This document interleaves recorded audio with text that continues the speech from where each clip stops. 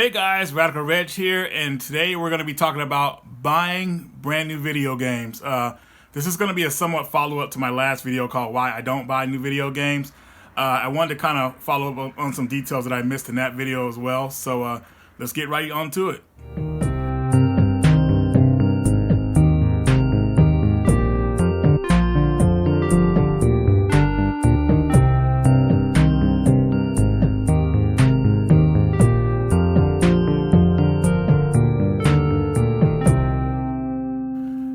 So anyways, guys, in my last video, I talked about why I don't buy new games, and I went over some details. I forgot a few things because it was late. It was actually early in the morning, so my mind wasn't all there, but I missed a couple of details, and I want to go over just a couple of them real fast.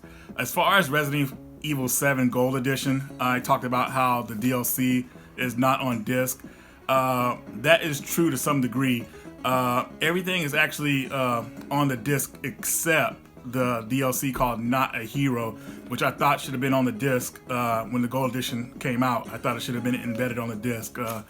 I go over a lot of this stuff, or why I want this stuff, because a lot of the DLC type stuff will be lost in the future, and no one will have an answer for us. So that's why I'm very, I thought it should have been on the disc. But anyways, moving right along. As far as new games, I know I talked about how I don't buy new games, which I don't. But I actually do to some degree, and I'm going to go over some of the games I do buy. Now, Sonic Mania. When they first announced that last year, I think I went to PAX last year, and I talked to some Sega representatives, and that's when Sonic Mania was coming out, and also they were announcing they had another Sonic game coming out. It was like the sequel to Sonic Generations. I can't remember the name right now. And they said they were all promoting it, and I said, hey, well, is this game getting a physical release? They said, yeah, it's getting a physical release. And I said, hey, what about Sonic Mania? And then he kind of just looked at me, and I said, dude, what the heck are you guys doing? And I knew right away it was going to get a physical release. Even if I didn't know for sure, I would have held out, because it's just Sonic Mania, looked too good of a game to not have a physical format. But the way they sold it out to people was that they said, hey,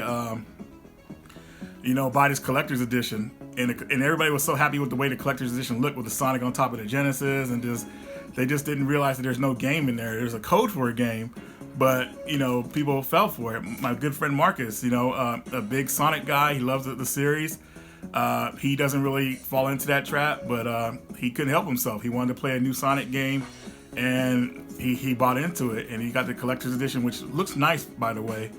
But I just couldn't do it. And now, when sales slow down, of course, they announce a physical copy, like I told everybody they were going to release. And look what happened. There's extra content on it, So if you have the game already downloaded, you could get the extra content. But, it's just, I don't know. It's just weird. I want everything on the disc. So anyways, that's one of the reasons why I didn't buy that game when it came out. Though I wanted to play it, and I did get to play Marcus's download copy of the game. But I just couldn't get into it knowing that it wasn't really physical. And that's just my pet peeve. So no big deal for you guys. As far as buying new games, now, a company that I think that is worth buying games day one, and I really wanted to say this in my first video, but you guys have to also decide yourself, you work hard for your money. What are you going to spend your money on? Times are hard these days. It's not like back in the day where, your parents could go out, they could go to work and then go to the bar afterwards or whatever and chill. You know what I mean? There's a lot of stuff is just, I don't know, that's another whole story. But anyways, here is a couple games that I would buy day one. But hold on, let me focus. Sorry, I'm getting off track here. Rockstar. Rockstar is definitely a company that puts out a product that feels worth your money. And these open world games, sandbox games, I call them, like Grand Theft Auto, what else did they put out? Bully, Red Dead Redemption. Those games are pretty much worth, if you decide to buy them day one, totally worth it. And Rockstar has never let me down with the content they release. Honestly, I don't know if back before when Red Dead came out, if they were planning on having DLC for it. I think that was an afterthought. But either way, I just feel like I'm a single player type person anyway, just so you guys know that. So single player has to be on point for me with these games. So I feel like Rockstar really knocks it out of the park with their releases. So Rockstar is definitely a company that I trust. And if I decided to get something day one from them, it will be them, even though I don't do that. Now, going on to what I do usually get day one, it's stuff like this. Of course, I don't know if you guys heard of Strictly Limited Games, but they put out this game 99 Vidas. This was a limited purchase, and you know it wasn't something I want to wait on. It's a complete game. It's a beat 'em up, kind of like Scott Pilgrim. Stuff like that I like pick up day one, or I'll buy brand new. Thimbleweed Park, I got this from Limited Run. Another complete release. This is a game from the creator of Monkey Island, by Ron Gilbert, that's his name, and Gary Winnick. Okay, so that's the kind of stuff that I usually buy day one, and it's because I don't want to pay a bunch of money for it later when when it gets resold, because usually if somebody wants to resell something, they usually do to make it worth it. They try to get double their money, which that's to me that's fine, and that's the reseller. I get that in you.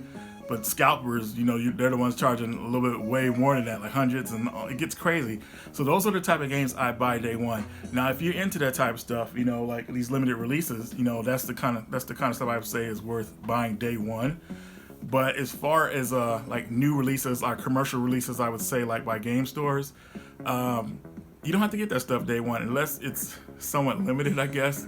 I think the fear today is that everybody is trying to buy games because they're scared that they'll become rare later and they'll have to pay top dollar for them. I think that's a fear a lot of people have. Or people are just impulsive. They just want to buy a game and just to have it so they can just tell everybody they have it. I always think about it like this. If there's something I really want day one, I think about, if I buy that game, am I gonna play it right away? Do I have time to play it right away? That's how I do it. And then if I think about it, if I put everything together, I'm like, oh, wait a minute. I'm not gonna have time to play this game because I gotta do all this later and all this stuff later. So by the time I figure everything out, and by the time I do have time to play the game, usually it's about a couple months later and the game's already dropped in price. So, or a little bit in price, The first sales of a game are pretty big, and once they slow down, that's when they say, hey, we gotta keep this game selling, and they start dropping the price. I'm not saying anything's wrong with buying games day one, but just make sure that it's something that you want to do. I mean, it sucks to use your hard-earned money to go buy a game that you're just gonna throw on the shelf. You know what I mean? It sucks. I've done it before in the past, and I just can't do it anymore. Yeah, there's some other points I want to talk to you about in this video. Let's cut to a commercial.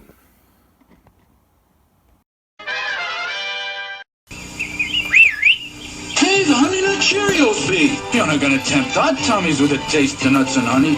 You bet I am. Honey Nut Cheerios blends crunchy nuts and tasty golden honey. It's gonna tempt your tummy with the taste of nuts and honey. It's a honey of it all. It's Honey Nut Cheerios. Tastes great. It's a tasty part of this good, nutritious breakfast. Honey Nut bee, you got one honey oven. It's Honey Nut Cheerios.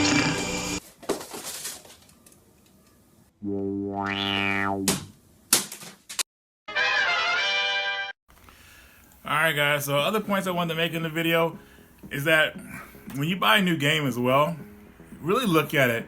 Because if the first thing they offer, they say season pass, you need to look at it really hard. And the content that they're offering with the season pass, is it stuff that looks like it should have been already in the game, or is it something that looks like it might be brand new? When Resident Evil 7 came out and I saw the season pass thing, I was like, dude, I just already got annoyed with it. I just think that that game would have been so much more fulfilling if they had all that content in there, as much as possible into the game. Because the first experience is the one you're going to remember the most of a video game. That's just how it is. Your first experience of everything. Like I really feel like that lost footage stuff, like the one with the Marguerite, when you're tied to the bed and she's trying to feed you that gross soup. Ugh. Oh man, that looked gross. But anyways, that would have really helped the first experience of the game. You know what I mean? A lot of people just would have remembered that. Now you have to wait a while later to get DLC for it, and it's like, I have to go and play the game again. It's a chore. You know what I mean? So, yeah, just be very cautious of what you see on that season pass crap, especially for single player games. No, I'm not really a guy who really goes online with a lot of games. You know, I play Friday the 13th, which is another game that's incomplete. And I'm telling you right now, they're going to come out with another edition with all the DLC on disc. Just mark my words. You heard it here first. No, I'm just kidding.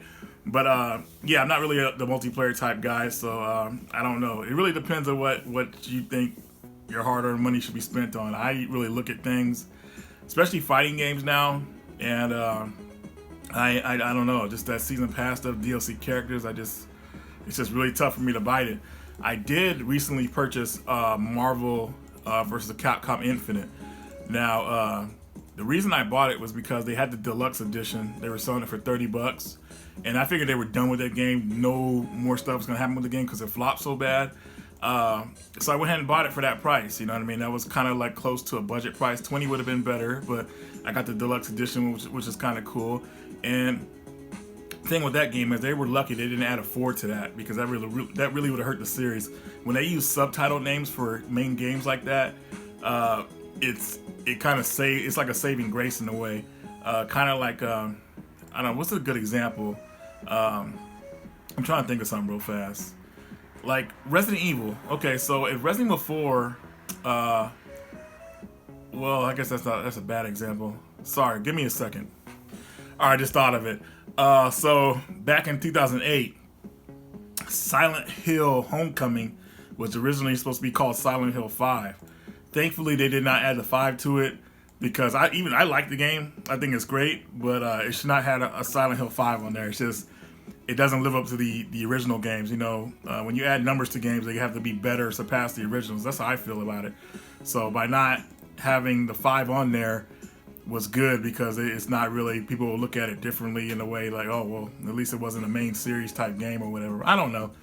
I'm just yammering on here, but I just hopefully you guys will like have some examples for me in the comments. You know, let me know what you think about all this. And like I said, guys, it's okay to buy new games. Just make sure, you know, you're spending your hard-earned money on something that's worth it, that you're going to play, because buying it's going to be cheaper later on. And maybe by the time it gets cheap, you'll have time to play it, you know. But I do buy games day one when it's a limited release. Now, I don't buy all limited releases, but I buy the games that I think I want and I'll play. I'm not the type of to buy a game just because I think it'll be worth money and try to turn it over. I just kind of strayed away from that. I'm not really a reseller anymore, so I just don't want to do all that. I have enough games to last me a lifetime. So, but I am focusing on newer stuff than retro. You know, I'm kind of moving towards the newer stuff, but I'm very careful what I pick out of that. So, anyways, guys, hopefully you enjoyed the video. Sorry if I just was yammering on too much, but yeah, hopefully you guys will get something out of this. So this is Radical Reggie, and I will see you later.